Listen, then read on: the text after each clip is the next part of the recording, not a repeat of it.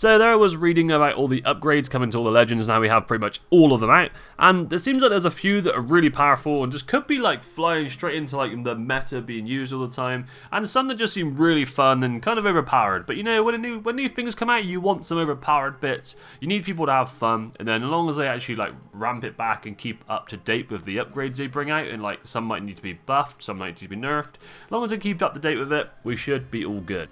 So the first one we're going to go over is Octane, and as you can see on his level 3 in the bottom right there, he has Mad Hops upgrade, which is 1 plus ult charge, which means that he's going to have 2 jump pads to use when he has this upgrade available, which is pretty insane. First of all, we've already seen, not like gameplay, but there was footage of this in one of the trailers, and when they used the pads, they were like flipping in midair. I'm not sure if that's like a new animation coming or that's just for the trailer. You know, it could be just for the trailer.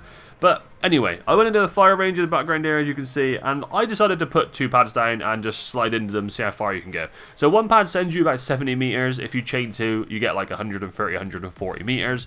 That's pretty basic, and you can literally travel that in like 5 seconds, which to me seems so good for like rotating, because you can just chain pads like 2 pads. You can move 130 to 40 meters in like 5 seconds. I don't actually think there's anything faster movement wise in the game apart from gravity cannons. So for me, that one is pretty insane. So the next one we're going to go over is Ashe. Now a lot of people probably don't expect Ashe here, but I feel like they've gave Ashe a lot of power because she's pretty behind the power curve. So starting off here, we have Lasting Snare. I'm going to go over both of these level 3 ones because I think both of them have a pretty insane like ability here.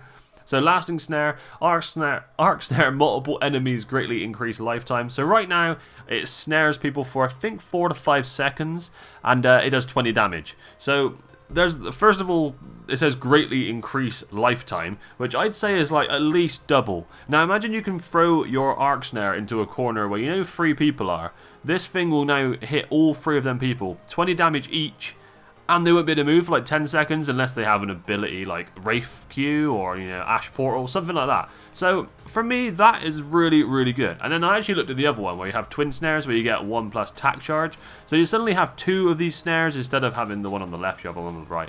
But yeah, you can use 2. And these do 20 damage still. Like, you can literally throw these instantly, instant 40 damage, and the other player can't move if you hit the same guy twice, assuming you can. So for me, Ashe could be kind of crazy here.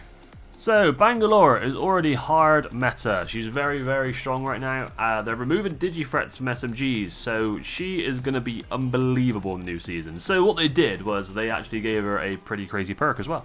Or upgrade, sorry.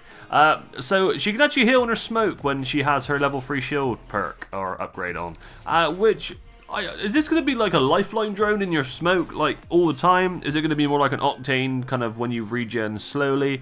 Obviously, we don't know that yet, but either way, you can regen HP in smoke now. Crazy. So next up we have Caustic, and he actually has a similar ability to Bang, and Caustic mains are about to eat well. Cool, just cool, into the mouth. Nice. So it looks like he will also be getting the same kind of healing deal when you can heal in his gas instead of the smoke for Bang. Which for me, Caustic kind of lives in his gas. Like when you're playing Caustic, you live in the gas. You get the vision in the gas. You get highlighted enemies in the gas. So he's always going to be healing his HP. Yeah, Caustic's going to be quite powerful after this, I think, because it depends how fast it heals, which we don't know yet. But to me, it just seems crazy that they can just sit and heal. So next up we have Krypto. If you look in the bottom left, we have the wider network ability, and he's plus 50% passive and ult range. Now, his passive is obviously to scan squads in the area. I think the radius of that at the moment is 150 meters, so that's going to be like 225, and I think his ult is 30 meters, so that's going to be more like 45-50 meters now, which that is quite a big deal. We also had a picture of someone actually using the new ult in the game. I think it was actually in the fire range, as you can see on the screen, and look at the size of this thing. If you're playing like ranked competitive kind of modes and there's like 10 people within like 50 meters in all different buildings, that drone's getting you like 1,000 damage, and that is incredible. But to be fair, Krypto does need some power. It's good that a lot of these legends that we're going through here aren't already powerful, minusing Bang off that list. But yeah, most of them are behind the power curve, and it looks like these abilities will be helping them get up on the power curve. So next up, Lifeline. Now, in the bottom left there, once again, last stand, gain a self-revive. So we lost the knockdown shield a few seasons back, where you could use, if you had it, you could self-revive.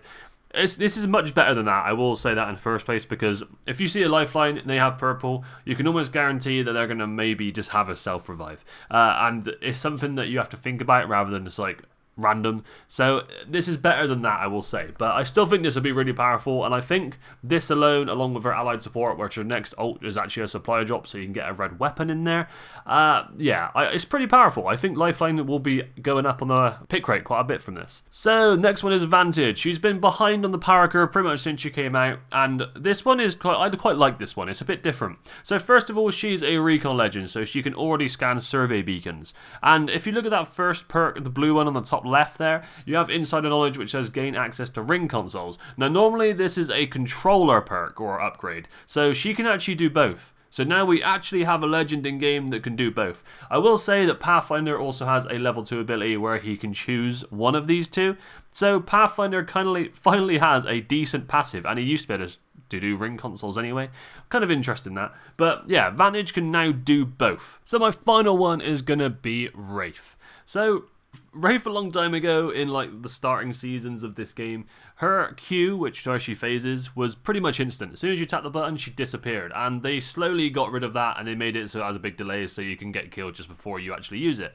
But it looks like they're actually, as a level 3 upgrade, they're bringing back Quick Shift, which is a faster attack wind-up. Now, I don't think this will be instant, but I do think it'll probably be about half of the time, and for a lot of Wraith mains, they will be happy about this. I'm not sure if it will actually be overpowered, so I just wanted to put it in this video because a lot of Wraith mains will be very happy about that. I might have the most kills on Apex with Wraith, so I'm kind of happy about that as well. But yeah, I put that one in there because I thought, oh, why not? But that is going to be all for this video, guys. Let me know if there's any perks that you think will be too powerful. If you agree, disagree with any of mine, let me know in the comments because I'd love to hear it. Leave a like, comment, subscribe, do what you feel like doing. It all helps the video out, it helps me out, and subscribe, stick around if you enjoyed it. But cheers, guys, thanks for watching, and peace out for now.